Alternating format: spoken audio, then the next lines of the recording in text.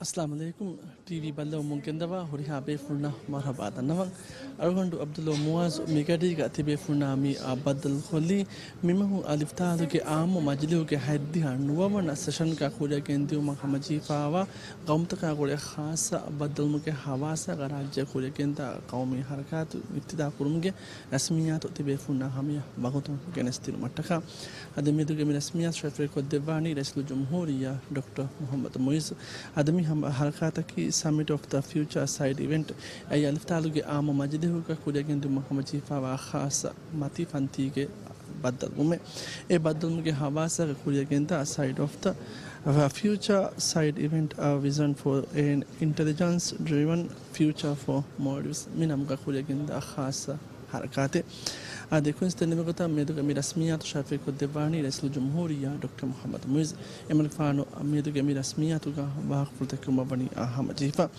ade mi mahu adiftaru ke ade america ga new york ka be mahamajifa wa equally dawlatahu ge ahmo majdihu ge haddiha nuwana session ge high level hafta hawasa ga be mahamajifa wa summit of the future ya tayyaru megotu rajye ge khariji wuzaraya ade rajye ga hun adiftaru ge office kurgi खुरियगें दा खासा हरकते अदे मेदुगे में खासा रस्मियात up खासा panel discussion Avesh खुरियगें दु मबनी हमजीफा मेगतुं आखमा गुलुं हुर इदारत मेगतुं bye वजीर मुस्पर वडा करना वाहिं खासा पैनल डिस्कशन खुरियगें दा गोतबनी हमजीफा आदमी इंटेलिजेंस आ इजाद तका बाहरु अल्दिबिदे डिजिटल बदले मेदोरिको राज्य आदि राज्य फदा खुद जजीरा कौम दा कुरी अरमुं अन्ना आ गांव तक कुरमतिवा आ गोंजो हुन तक हल होदा देने गोतकं हेरुन तरिकं इतुरु कुरुम के मकसदुगा आ कुरियगें दा खासा हरकते अदे मी हरकतुगा राज्य दिमावा गुंजहुन तक आदि राज्य पद जजीरा कौम तकुं बन लगु अमी फेमवरुगा एकं कमु अरागतु मकुर विधाने अमसकत का कुले गतुं मशवरा खुं हल्लो तकें होदुम बनी हमजीफा मी होदे होदुन तो के अलीगा अलिफ्तादु के आम मजलिउ का राज्य के फरातुं हुशारा बयानु कबिस खंद तकें हिमेने ने को फाह कोलेवे अदे मी रस्मियातु का बैनल गुआमी रगुं फाह कोलेवे एकेकी अबे फ्रूमस बैन बडा करनवाने मेगतुं टेक लीडर आदि इनोवेशन इकोसिस्टम बिल्डर कमकावा स्टीव लिनार्ड आदि अधिफ्तारुं राज्य वकुति कतुं कंडला फाहुनवा रेजिडेंट कोऑर्डिनेटर ब्रेल्टी बुसेटो वेस आत वाहकुल दक्कमा कोतबनी आहमजीफा अदे कुनिस तेन्ने में गोता वरा खासा पैनल डिस्कशन है कुरिया गेंदा गोता बनी आहमजीफा मी पैनल डिस्कशन का राज्य दिमावा गुंजहुन तक आदे खुद जजीरा कौम तक आदि तरगी वमुं अर्नेरुगा अबने दवा मी गोतुं कुरमति वा गुंजहुन तक अरागतु मटका होदेने हालु तक गुले गोतुं मशवरा को एकं कमा गुले गोतुं हालु तक होदुमा कुरिया गेंदा पैनल डिस्कशन है आदे मी पैनल डिस्कशन का राज्य के एक दरबारी कमा बीमा उमरान तरगी अबे वजीर डॉक्टर अली हैदर बाहर बड़ा करना माने मी के तो दाखिली सलामत फनियात बे वज़ारा के स्टेट मिनिस्टर डॉक्टर मोहम्मद किनाना तो इस मी पैनल डिस्कशन का राज्य के फरातों बाहर बड़ा करना माने आदमी पैनल डिस्कशन का की भी समखमा गुलु हो इदारत का यूनिवर्सिटी कौमी यूनिवर्सिटी गुड़गी कुड़े के खासा पैनल डिस्कशन है मी के तो में some global tech leader innovation ecosystem builder Steve Leonard इस मी पैनल डिस्कशन का बाहर बड़ा करना को तबनी हमजीफा आदि director centre for open and distance learning global management and data management and intelligent villa college के फरातुम बस बाहर बड़ा करना को तबनी हमजीफा अधें कम इल्मी को तुम फहा कोलेवे एक ही बेबे फ्रुंग इल्मी दायराएं हम फहा कोलेवे फरातकुं मैं तो के मी आपदल मुका बाहर बड़ा के मशवरा करो मम्मी बनी हमजीफा आदमी के थ्रू में डिस्कशन मॉडरेट खुद हमजीफा में बनी अधिफ्तानो राज्य कन्नड़ वाफा हुनवा ओफिहु के resident coordinator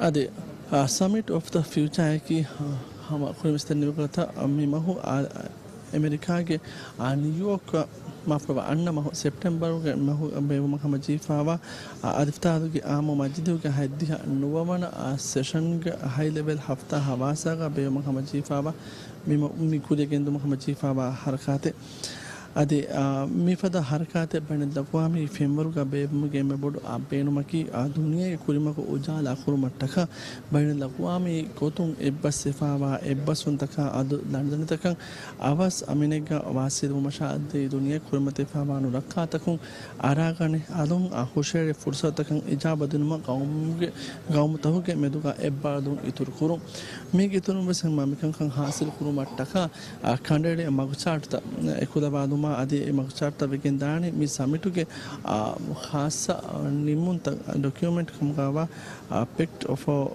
the future ya document ge NX ke gotuga himene global digital compact adi declaration on future generations kamgawa samafaha kodebe migato mi harkata ki multilateral nizam qawmta kunkura itubaru alun qoda adiktadu ke charteru ga ba kankan ma bar libide gotan kudegenda khasa kandata kande edigen dane badal mi gotuga sama faha kodebe ademiyaduge mi badal muga dawlatuge wazirunna adi hakiki muassasatu ke isverin bale wada kana khas otega university adi mati taalim de farad muassasatu khum spaberibe ade ami haraka mi iftitah qadum matakale so jumhuriya dr muhammad muiz mewani ami har wada kenfa ade mi haraka mi kuriya mi gendani dar momanta hospital ke 24 wana fangi fidaga ade so jumhuriya mi har mi malama wada kenfa ma ke tibe funna hame bagotun mi rasmiyatu kenestena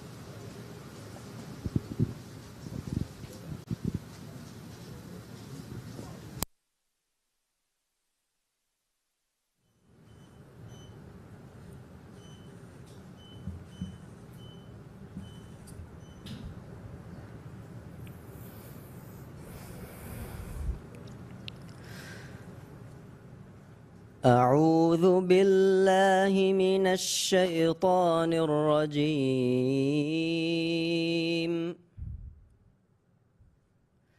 بسم الله الرحمن الرحيم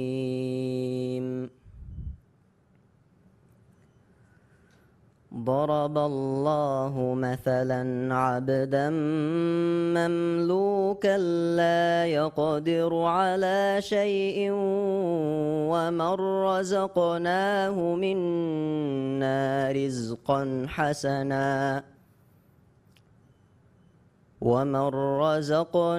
منا رزقا حسنا فهو ينفق منه سرا وجهرا هل يستوون الحمد لله بل أكثرهم لا يعلمون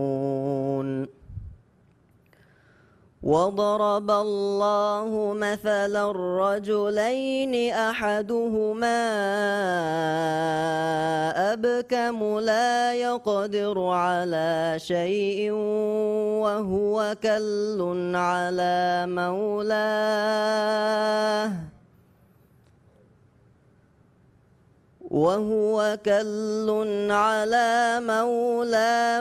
أينما يوجهه لا يأت بخير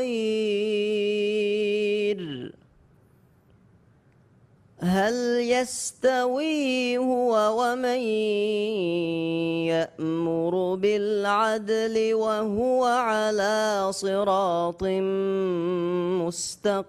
مستقيم ولله غيب السماوات والأرض وما أمر الساعة إلا كلمح البصر أو هو أقرب إن الله على كل شيء قدير صدق الله العظيم.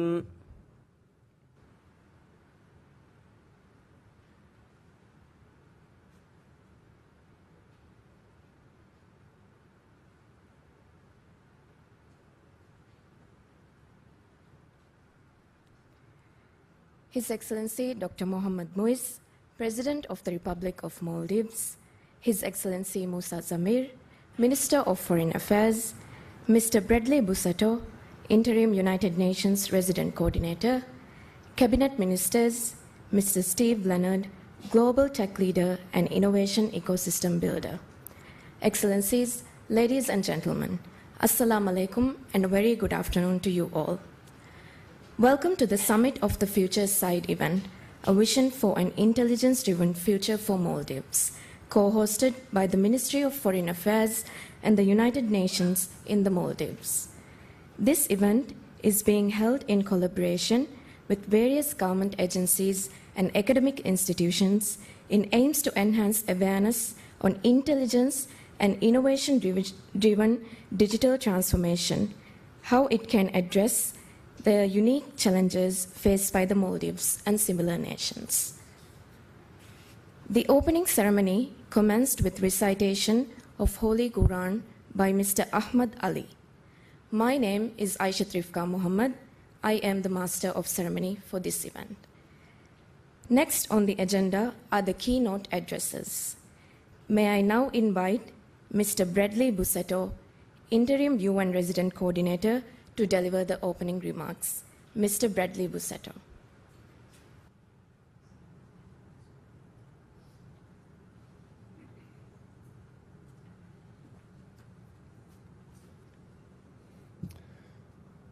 Your Excellency, President of the Republic of Maldives, Dr. Mohamed Muizzu, distinguished cabinet ministers, ambassadors and high commissioners, esteemed guests from government, academia, civil society, and students. Assalamu alaikum, and a very good afternoon. It's with profound gratitude and happiness that I extend a warm welcome to you all at this gathering of the Maldives Side event for Summit of the Future, titled A Vision for an Intelligence-Driven Future for Maldives. We're truly privileged to have this event graced by His Excellency the President, and I also extend my sincere greetings to the esteemed cabinet ministers and officials of the government of Maldives and participants from both public and private academic institutions, whose unwavering support and collaboration are crucial to realizing our shared vision for sustainable development for the Maldives and for all Maldivians. I'm especially pleased to welcome Mr. Steve Leonard, a global tech leader and a builder of innovation ecosystems, and also a dear friend to this event. I hope his expertise and insights will prove valuable to help us understand how a whole of society approach to problem solving can lead to what we can call purposeful innovation and to help create a more sustainable Maldives. Today's event marks a pivotal moment as we align our work with the urgent international conversations that are being held at the Summit of the Future in New York from 22 to 23 September, so in just a couple of weeks. And the Summit of the Future is all about how we work together for a better present and safeguard the future. It's really the first time since the United Nations was formed, that this sort of global meeting to do this has ever happened. So it's an important event, and this is an important contribution from Maldives to this. And it's great news that His Excellency the President will be leading the delegation of Maldives for the summit. Thank you. Our primary aim today is to explore how intelligence-driven transformation can effectively address both current and emerging challenges faced by Maldives, and think about purposeful innovation. For example, how can AI and intelligence-driven future help increase climate resilience, or make waste management more efficient, or increase food self-sufficiency, or make government services more easily available to citizens, and diversify the economy, and help Maldives become the world's leading blue economy. So the commitment to an intelligence-driven future is not just an option, it's a critical imperative for ensuring economic stability, social resilience, and environmental sustainability. Even more fundamentally, it should be a driver of good governance, the foundation of any society. By focusing on this intelligence-driven future, and thank you to the President for coining, which I think this is a fantastic term at the SIDS4 conference earlier this year, Maldives aims to harness the power of data, technology, and innovation to make informed decisions that propel the country forward. And this meeting serves as a call to action for all stakeholders, government leaders, international organizations, civil society, and the private sector to collaborate in crafting policies and frameworks to enable this future. By leveraging our collective expertise and commitment, we can position the Maldives as a leader in digital resilience and innovation, and hopefully set a benchmark for all other small island developing states. I believe Maldives can and must transform itself from a small island developing state to the leading small island digital state. I truly believe Maldives can be the Estonia of the SIDS and a leader in digital transformation that can show the path for many other countries. This should be the ambition, my personal view. At the same time, it's important also to acknowledge the challenges in front of us. The very fact of Maldives' dispersed geography, the gaps in comprehensive data protection and cybersecurity frameworks are real hurdles. The digital divide, particularly gender disparities and access and digital literacy, remain real issues that require real solutions.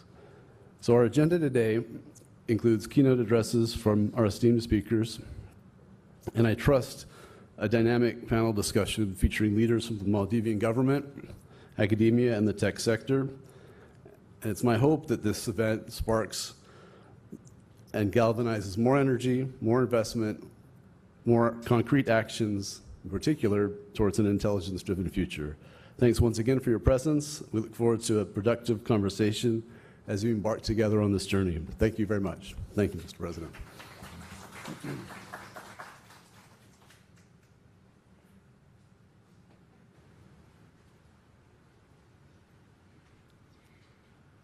Thank you, Mr. Bradley Bussetto.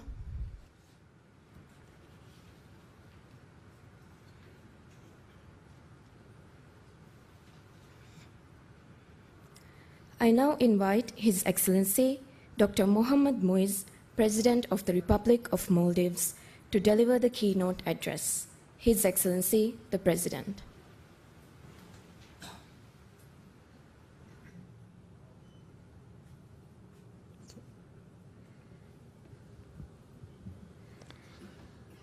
Bismillahir Rahmanir Rahim. Minister of Foreign Affairs, Interim UN Resident Coordinator, other Cabinet Ministers, ladies and gentlemen. Assalamu alaikum wa rahmatullahi wa barakatuh, and a very good afternoon. For a country like the Maldives, a nation of scattered islands amidst the vast Indian Ocean, the digital revolution is not just a trend. It is a lifeline, a beacon of hope illuminating our path towards sustainable development and resilience. When we talk about digitalization, there are a few questions we must ask. Why should we invest in it? It is a tool reserved for more developed. Is it a tool reserved for more developed and wealthy countries? Can we afford to digitalize our systems instead of directing that capital towards more necessities like healthcare, roads, and housing? And most importantly, how will digitalization impact a small country like the Maldives?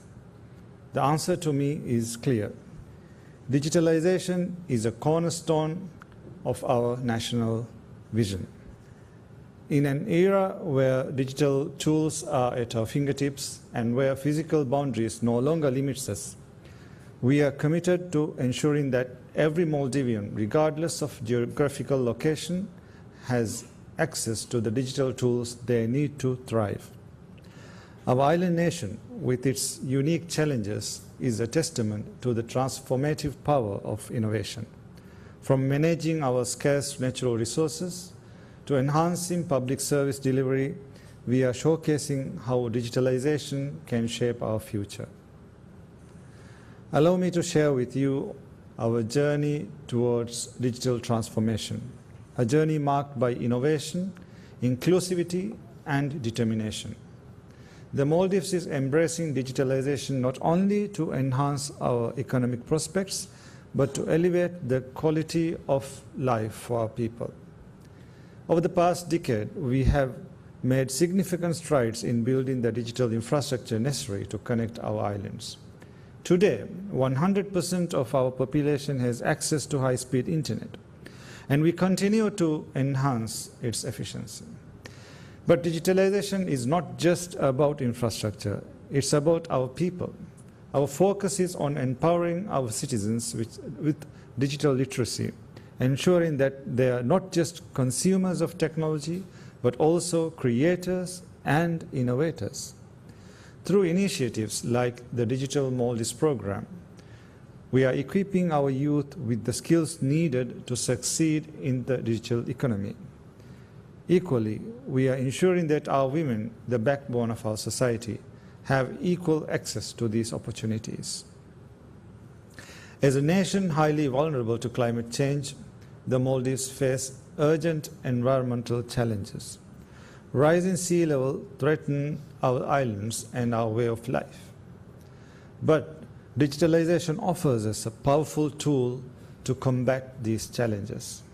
From early warning systems that protect our communities, from natural disasters to smart technologies that optimize the use of our scarce resources, digital tools are helping us build a more sustainable and resilient future.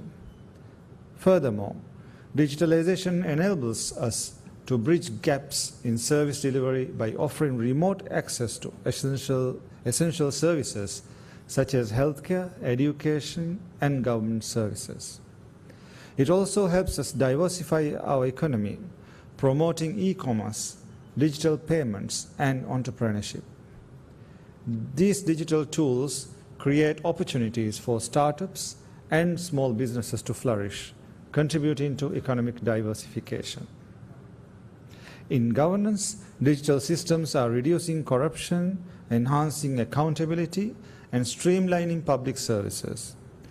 With efficient digital governance, both citizens and investors benefit, strengthening the foundations of our society. However, we recognize that the challenges of the digital age are complex.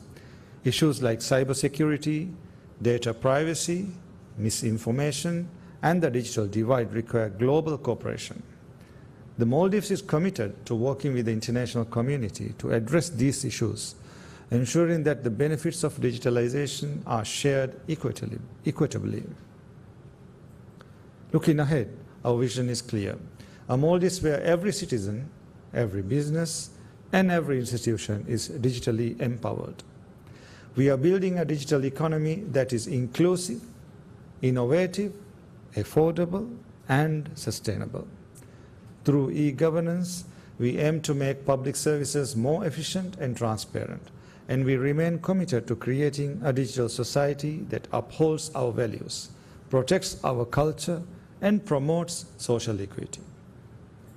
As we gather here today, we stand at the brink of a new era, one where our decisions will shape the trajectory of our small island nation and the planet for generations to come. The COVID-19 pandemic demonstrated the paramount importance of digitalization for our development. From online health services to teleclasses, and from enabling remote work to e-commerce, we have shown that we are ready for a digital world. Now it is time to embrace and elevate this transformation. Digitalization is not just a tool, it is the key to unlocking a brighter, more sustainable future. Even when we were considered a least developed country, we achieved universal telephone coverage. Today, essential services like healthcare, education, housing, and social welfare are accessible to all Maldivians through various digital platforms. We are also exploring cutting-edge applications of 5G technology and including using drones for medical supply delivery and implementing smart road systems. These advancements will open new doors for academics, industries, and decision makers alike. Effective governance in this digital age is critical, especially given the unique geographic and environmental challenges we face. One of our major hurdles is a lack of capital, which is why I spearheaded the establishment of the Development Bank of Maldives. This institution will focus on financing projects that support digital innovation, sustainability and both economic and social development. We are also developing a national development master plan to create innovation hubs and technology parks across the country. Additionally, to support our digital revolution, we are expanding the National Center for Information Technology and have established a national cyber security agency to address security concerns. As I conclude, I want to remind us all the story of the Maldives is a story of resilience. We are a small nation, but our ambitions are vast. Digitalization is the tool that will allow us to not only survive, but to prosper and thrive in an ever-changing world. With the continued support of the international community and with the unwavering determination of the Maldivian people, we will turn this vision into a reality. Our aim is not just digital connectivity, but a transformation that enhances the quality of life for every Maldivian and contribute to global efforts towards sustainable development. I extend my gratitude to the United Nations team in the Maldives for their support in building the digital structures necessary for our development. As we move forward, let us remember that our success will be measured not just by the technologies we deploy, but by the lives we improve through using them. Today, I urge all of you not to see this as a moment of reflection, but a call to action. Together, we can build a future that is resilient, intelligent, and inclusive. Together, we can shape a brighter, more sustainable world for the Maldives and beyond. Thank you.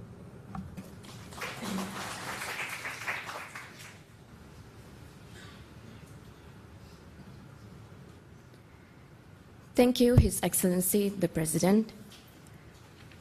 For the final remarks of the opening ceremony, I now invite Mr. Steve Leonard, Global Tech Leader and Innovation Ecosystem Builder. Mr. Steve Leonard.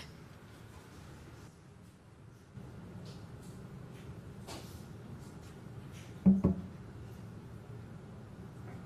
President, Cabinet, leaders, Excellencies, distinguished guests, thank you, first of all, for allowing me to be a part of this special event. I very much appreciate it. And of course, to the MFA and to the UN, thank you for bringing us all together and organizing this. I have a special spot in the Maldives. My heart and a lot of our happy experiences as a family are here.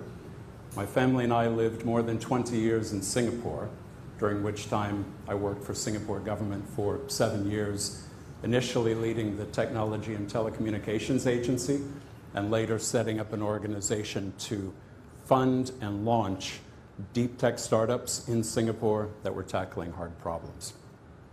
We were very fortunate to make 6 trips from Singapore as a family to spend time in some of the islands pursuing our passion for diving. And we were very thankful to come away with the clear understanding that Maldives is a magical and very special place. So when Bradley said, could I be a part of this and share some thoughts, I was more than happy to contribute in any way that I could now and any way that I can into the future. So I was very encouraged and excited to hear your remarks, Mr. President. The idea that technology is not the thing, but is a way of improving lives and tackling important problems, I completely believe, completely support. And my own experience, having been in information technology my entire career, is everything must have a purpose. To pursue something without a purpose, without solving a problem, to me, is not the ideal outcome. So I worked with a lot of universities in different locations during my time with Singapore government, and I always was curious why researchers would pursue something that was purely interesting, and I was very interested, but for what purpose, what problem, what human problem? Something around food or water or energy or housing. So I like that idea very much.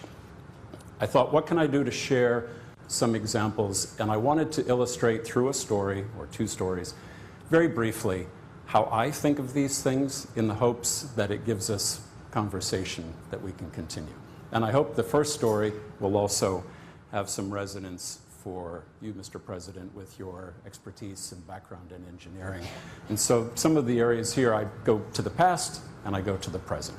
So the first story that I'd like to share is an example of how government and non-government leaders had to work together to tackle an important human problem. And so I now live in London. My wife's English, and she said after 20-something years of living in rental accommodation, can we please live in our own home for a while? So we moved back to London when our youngest child moved off for university.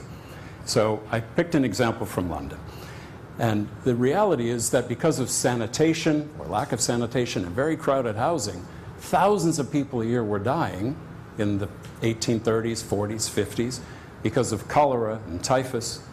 And so there was a gentleman that was a very passionate advocating all the time, we need to think about other parts of society, not the rich parts of society, the poor people, the people that are badly affected. How can we think about these people importantly? And so the example was he kept advocating for a public standard of health, that it should be the government stepping in and saying there's a public standard of health. Through his long-term commitments, a Public Health Act was passed in 1848. And so this example here, Chadwick, was the person that really pushed and pushed in order to make this example real. So this created some standards, but the problems continue. So the first learning point is having a framework and some standards and some regulations is not enough. Dr. John Snow came into the picture more prominently and said, I know that there's not something that's causing all of these illnesses and death that's purely from smell, right? The theory at the time was miasma. If I smell something bad, it's what makes me sick. It's what causes the disease. It was a very popular theory at the time. Dr. Snow said there's something more. And so the important point that I wanted to use here is he mapped where cholera was occurring and where water was being pumped, because water was being drawn straight from the Thames. And the Thames was also the main area that was carrying all the sewage downriver. So Dr. Snow said it's actually not the smell that's causing the problem, I think it's something more. So I share this example, this map, because as Maldives thinks about an intelligence-driven future, using data to make important choices, this is one way of illustrating it for me. He mapped this concentration. Cases are occurring here. There's a pump there. There has to be a connection. And this was some of the early persuasion that he was able to use to get policymakers to change their thinking. But that was not enough either.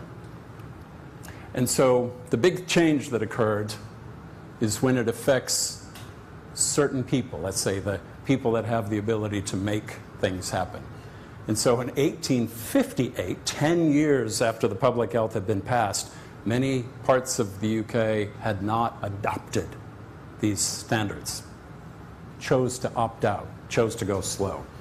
And so this affected Parliament. So now in 1858, the temperature was so high that the Thames essentially became unbearable. And of course, the Houses of Parliament sit adjacent to the Thames. So all of the members of Parliament, after trying things like heavy curtains and lots of fresh flowers and perfumes, said, we can't operate here anymore. We have to go find somewhere else to work from. So this was the catalyst that caused people to really say, okay, something has to change. So this gentleman, Joseph Bazalgette, came into the picture. He had been putting forward ideas for years about an important building of sewer networks to move effluent from where it was going straight into the Thames in the center of London, from which drinking water was being drawn downstream, away from the population. But he had never had the funding or the support to make that happen. And so after this horrific summer, Parliament said, do what you need to do. Go make it happen. So Bazalgette was able to bring forward his plans, but the important point here is new ideas, relatively new ideas around steam engines, around new construction methods. He innovated his way into a meaningful change. And I share this picture because it just represents everywhere that there's a line, that's change in London. The whole of London was undergoing a massive set of changes at one time. And so the problem, or the reality is, some areas had to be demolished. New areas were created. So the reality is that in some situations, important change takes painful choices, and not everyone is happy. People whose houses were being demolished, obviously unhappy. But there was new areas created. And so through this, I give you a sense of the scale. In only 6 years, 300 million bricks were laid by people digging by hand trenches across the whole of London in order to be able to move what had been a human health problem downstream. Now, it didn't solve the problem of it moved downstream. It didn't go away, but it moved it from central London, where everybody was drinking water from, and therefore the cholera deaths. Importantly, went from 10,000 the year before Bazalgette got involved to essentially 0. So when we talk about purposeful innovation, what I'd like to do is just show this picture because I'm a fan of Victorian engineering and excellence. This is one of the sewage pumping stations. So when you think about the attention to detail, this was built in the 1850s, the attention to detail that's still there today, and I was only there 2 weeks ago just to refresh my memory of this story, is something that I really appreciate and admire. If we're going to do something, let's do something meaningful and something impactful. So this is the purposeful innovation. Now, if I think about a story from the present, this is a story about a friend of mine, so I'll be very transparent. I'm an advocate for her and a fan of hers. 700 million cases a year of ear infections around the world. A lot of kids have them. My own son had it when he was a small child, middle ear. And so you can have an ear, the incision of the eardrum, they insert a grommet to relieve the pressure, and that's essentially the solution. But here's how it is done today. Right? So this is Lynn, the surgeon in the bottom of the picture. She is performing that operation, but you'll see what's happening. She's in an operating theater surrounded by nurses and doctors, a surgical microscope, general anesthesia for the kids. So I can assure you that when my son went under general anesthesia at 2 years old, my wife and I were terrified. That personal experience. So when Lynn said, I think there's a better way, I was excited to see how we could be supportive, my former team. So here's Lynn. She was surrounded by kids. She goes out on different missions to work with kids in Laos and Vietnam, Cambodia, as a doctor in the field. She realized that she could not help any of these kids because she didn't have access to the surgical microscope, to the general anesthesia, to the whole support system. So Lynn said, well, there must be a better way.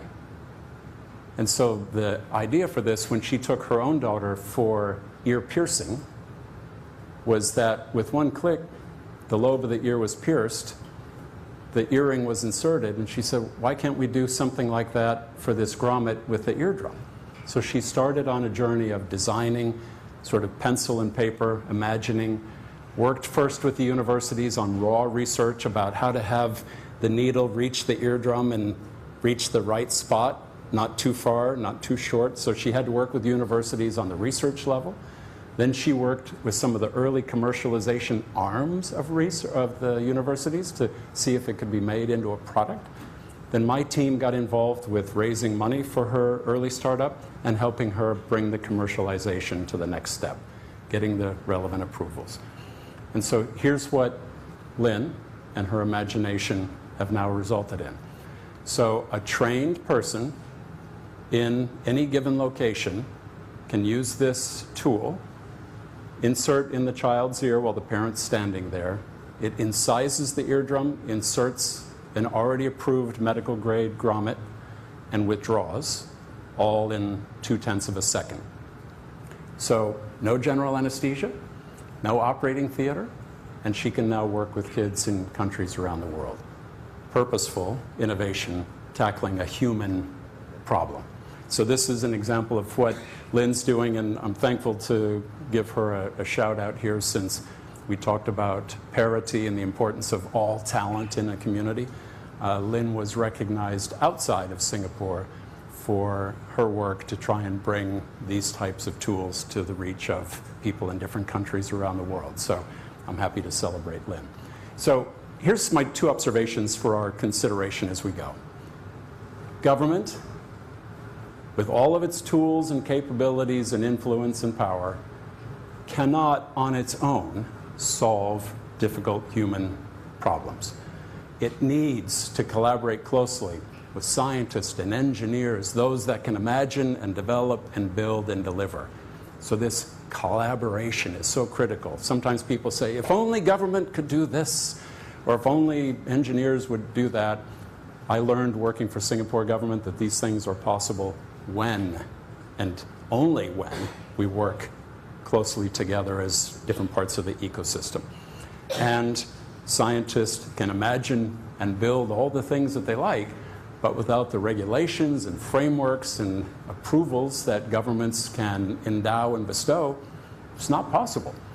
Take a look at autonomous vehicles in different parts of the world. The technology may be one thing.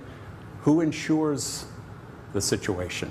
What are the speed limits? Who oversees autonomous vehicles? So regulation and technology have to go hand in glove.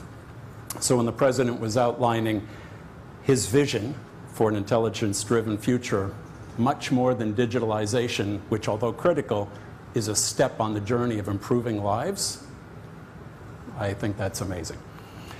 Observation 2. It does require, and I know this sounds obvious, it does require a big ambition enabled and brought to life by smart and motivated people. So a big ambition without people being a part of it to bring it to that realization, it's just a vision. And of course, smart and motivated people are always excited to work on something that inspires and enthuses and makes their work purposeful.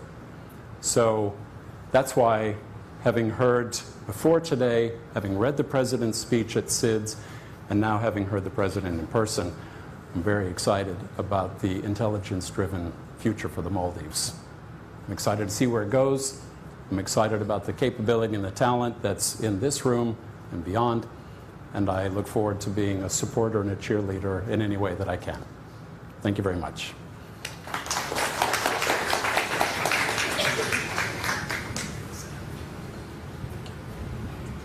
Thank you, Mr. Steve Leonard. Excellencies, ladies and gentlemen, this concludes the opening ceremony. I thank you.